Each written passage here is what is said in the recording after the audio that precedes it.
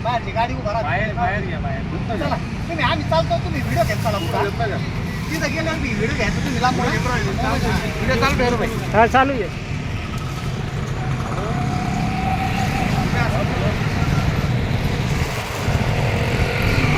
स्वाभिमानी शेतकरी संघटनेचा जय सो स्वाभिमानी शेतकरी संघटनेचा जय सो तुम आगे हो ना स्वाभिमानी शेतकरी संघटनेचा अरे पुढे व्हा ना एकदम सेंटर मध्ये तुम्ही सरळ पुढे लांबून घ्या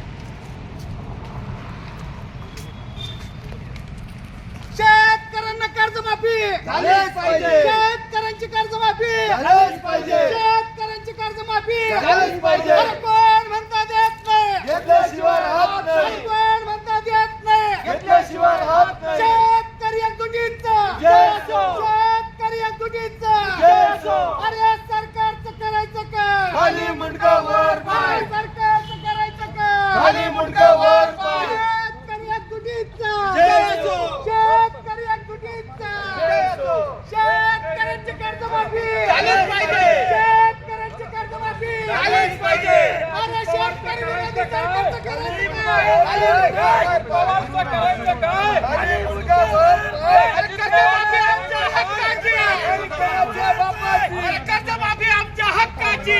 कुणाच्या बापाची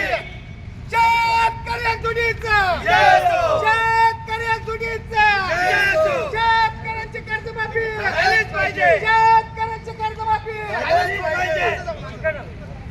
अरे पहिला मोदी वापस लाव फिर